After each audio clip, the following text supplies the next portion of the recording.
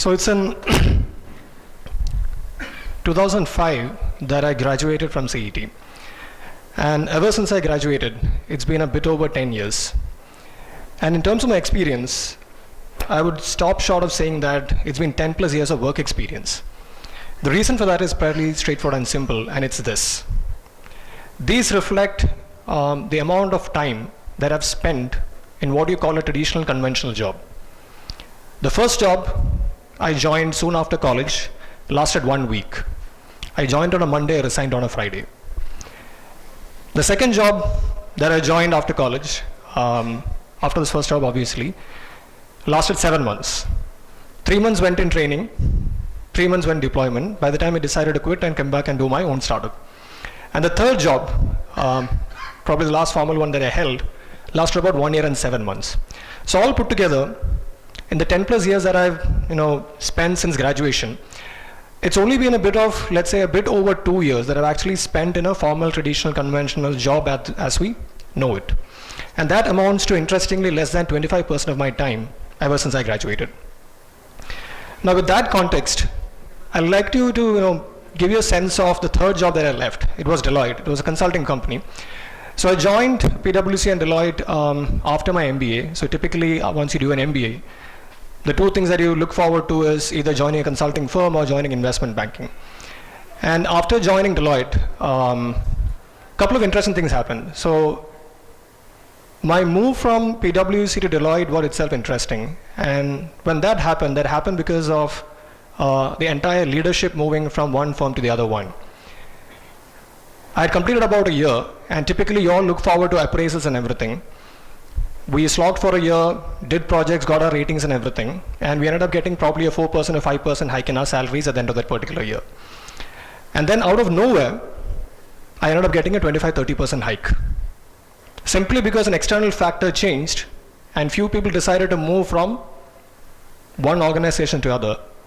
They took the team along with us, and all of a sudden, I was sitting on an extra 30%, just like that. And when that happened, I told myself, you know what, this came as a very good surprise. Why don't I take a small break and enjoy myself? So I went and told my partner that, you know what, since anyway this has happened, we're setting up a new organization or setting up a new practice, you anyways won't have a lot of work initially, so why don't I actually take a break for a week or 2 weeks and join you later? And that 1 week was very interesting for me because all of a sudden, I was a lot more energetic.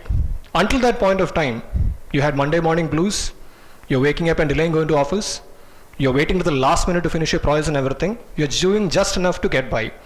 And suddenly, the moment I took a break, I was waking up early in the morning, I was excited to go and meet people, I was going and attending conferences left, right and center, I picked up 10 books and started reading all of them.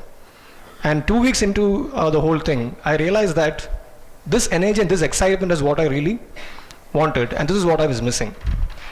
I went back, walked up to my partner and said that, I think I need to take a break. So after the 2 months break, I went back and said that, I'm going to take a longer break, and that's exactly what I did. I took a break. And I loved it. My partner asked me, what is that you want to do? Because typically, when people want to quit or leave a job, you either have a different offer, you want to do something else in life. And I said, I don't know, I just want to take some time. Because this has been the best sad scare I've been ever. I've been running a startup, I've been in a niche industry, I always know that I can go back to this particular industry and they'll take me. So things were great, and I thought, why not take a break? What started out as a 1 week break, since I enjoyed the break so much, I kept on extending it. 1 month, I told myself that, we do 10 masam kuda. Angane, eventually, almost every varsham a break extended. And that is exactly what I did. I read books, I caught up with friends, and I was having a general nice time. And it's towards the end of that year that Startup Village happened, in 2011 December. And in 2011 December, I took over as a CEO of Startup Village, primarily because it was also a very interesting project. And as a result of that, I was able to provide leadership to the country's first public-private partnership incubator. It was also predominantly student-focused venture. And in a span of 3 years, I oversaw the transition from an idea at inception to one of the best incubators in the country. Finished and closed out the first phase of the project. We got successful approval from DST in terms of closing project and approving phase 1 as well, next phase as well. Had handed over to one of our other co-founders who took over as CEO from me. And then I again took a break. Since 2014 June, I've been taking a break. I went back and told my board that I need a small break. I want to actually look back and decide what is that I want to go forward and do next. I told the board I want a 3-month break. It's almost closing 3 years right now, and I'm still on an extended break. So I just want to give you a sense of the sheer joy that a break gives you. One of the best things that a break gives you is the fact that it saves you from traffic, it saves you from queues. One of the most dreaded experiences when you are in a normal working environment is going to the shopping mall. Because by the time you get there, it's either Saturday evening, that's when you get your time, or Friday evening, it's jam-packed, it's crowded, you don't get space for parking, checking out takes a long time. Try going to one of those places at 9 AM on a Tuesday. They'll treat you like kings. You can actually walk around, listen to all the music, maybe run around a bit if that's your thing and everything. I was posted in Chennai prior to taking this particular, when I was working in Deloitte, I was based in Chennai. And soon after that, I decided to move to Cochin. What immediately happened was a huge spike in your quality of life.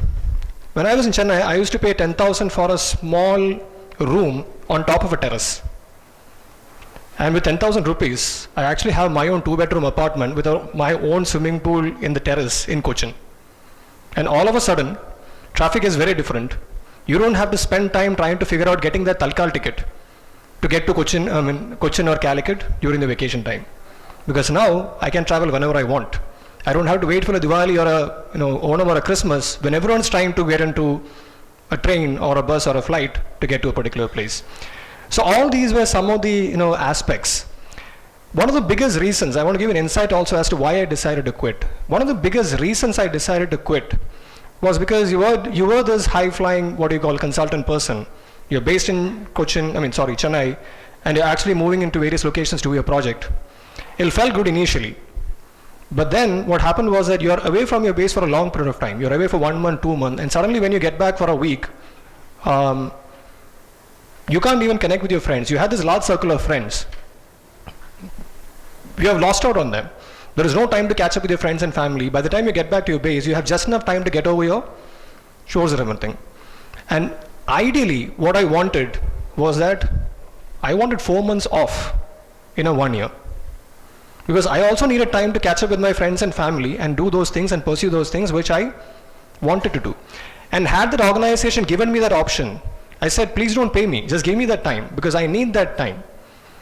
Had that organization been open to doing that for me, I probably would have still continued there. And that gives you some insights of the sheer joy of taking a break. Traffic, brilliant, you can cut across anything.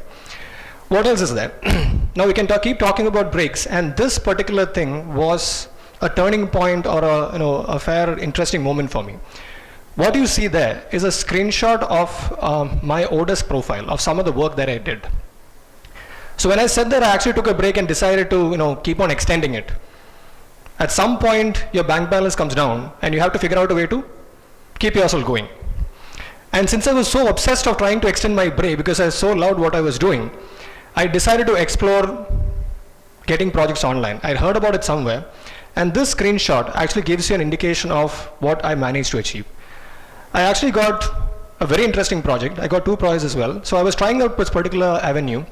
I got a very interesting project, and this particular gentleman who's an Indian based in US, graduated from one of the major business schools there, and he was paying me upwards of $1,000 every month because he wanted to explore various business options. And suddenly it was brilliant because all of a sudden I'm working in a field and a sector which is more relevant and more aligned to my capabilities. I had all the time in the world. It was almost paying me close enough or good enough as per compared to my consulting salaries and everything, and it was good enough for a survive. And most interestingly, it took me less than a day in a week to complete this particular project. It again worked out with 25% logic. So this 25% was subsidizing the rest of the time in which I was doing reading books, catching with friends, and all those kinds of things. So this was a very, very interesting moment for me. And after the first 1 month got completed with the consulting project, he said, let's extend it, and every month I'll be happy to pay you a retainer. And that's when I realized that you can actually continue it for eternity. There is possible, there is scope. And suddenly everything that you sort of thought that you know about industry or the way work functions was turned on its head. The work was better, the pay was great, the client was excellent, I had all the time in my world, and suddenly it's a complete total reality. And all that I knew until that point about online jobs was that ഇതൊക്കെ മൊത്തം തട്ടിപ്പാണ്. കുറേ പേര് കാശുണ്ടാക്കുന്നൊക്കെ കേട്ടിട്ടുണ്ട്, പക്ഷെ ആരാ കാശുണ്ടാക്കുന്നത്, എങ്ങനെ ഉണ്ടാക്കുന്ന അറിയത്തില്ല. And this was a very, very interesting moment for me, and that was a huge turning point. So I talked about this particular concept of taking a break as a way to, what do you call, improve your quality of life, or produce income and everything. What I wanted to give you more insights of is how you use these kinds of opportunities, these kinds of breaks from your conventional thing as a way to navigate to exponential opportunities. And I'll again convert it to my narrative. So this used to be, or this is typically the career ladder, career progression ladder in any consulting firm. You join as a consultant, you move to a manager, you move to a director, and probably you'll go into a partner at some point of time. This was also playing in my head when I resigned, because when I saw that, I'll probably take another 3-4 years to get to a manager role, right? Now, if I take a break for 1 year right now and come back and join 1 more year later, the difference is not a lot. So I thought I'll take a break right now, and if nothing works out, I'll probably come back and join the organization and continue this particular ladder. 1 year down the line, had I stayed on in Deloitte, I probably would have become a senior consultant. I took a break, and this is what happened. At the end of 1 year, I became the CEO of Startup Village. From a consultant, I directly jumped several rungs. At the end of 2 years, I had a Wikipedia page of my own.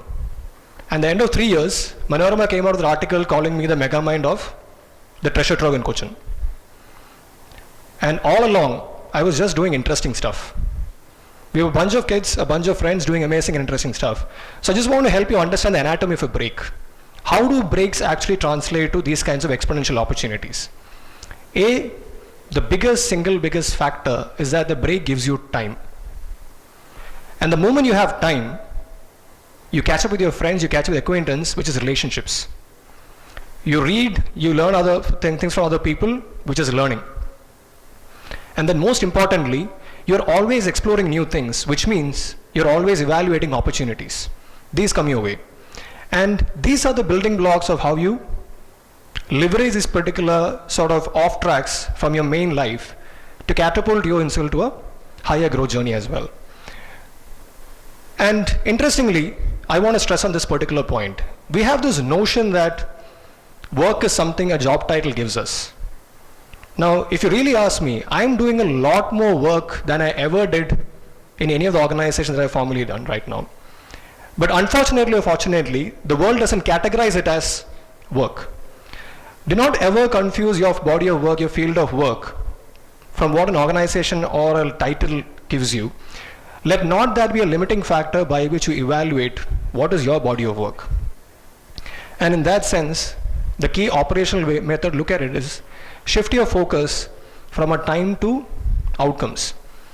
And I wanted to help you understand this. The thing about jobs as we know it is that it comes with a claim on your entire time. And that fundamentally is kind of not really to your advantage. There was a senior of mine, a phenomenal programmer. He was part of my basketball team. His name is Karthik. He used to come back and tell me that the projects that are being assigned to him, or the work that has been assigned to him in his organization, he can probably get it done in quick time, in less than a day, and he can turn it back in. But if he turns it back in, suddenly there's another set of work that comes to you. So what he will do is, he will finish it in half a day, then he'll wait whole week, pretending to work, and then he'll submit on a Friday.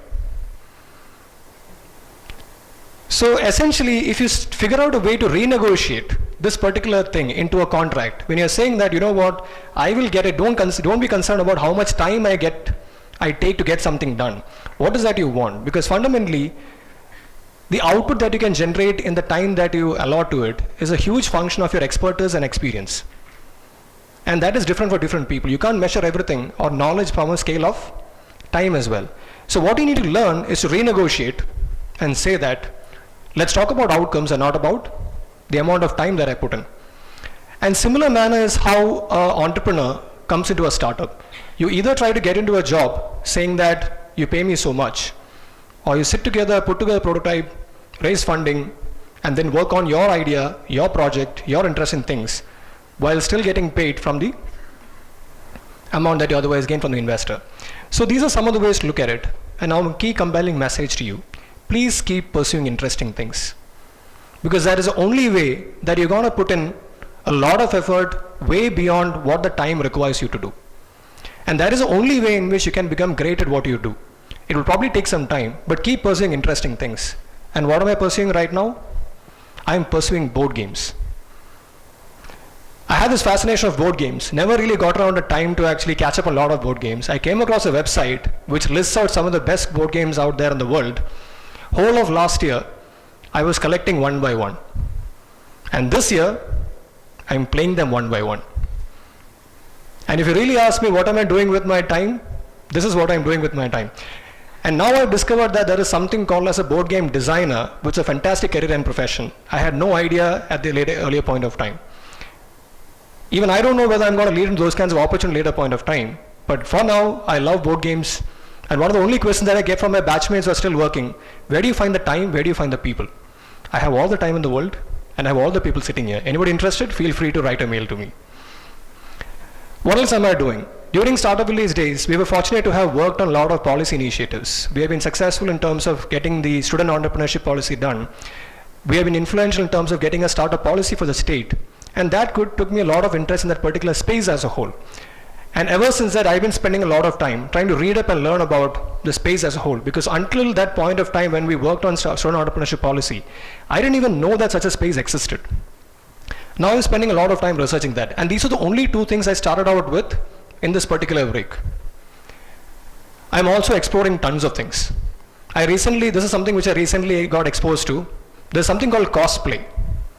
I didn't know about that. I recently attended a forum, and I'm also learning to click photographs on Instagram, by the way. This is one of the outputs.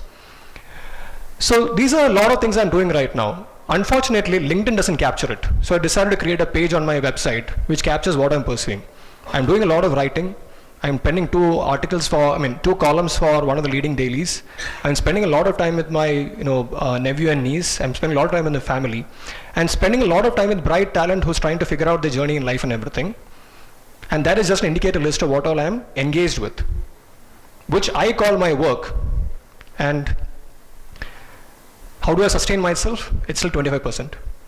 25% of my time, I pick up some consulting project as a side way to continue what I love doing.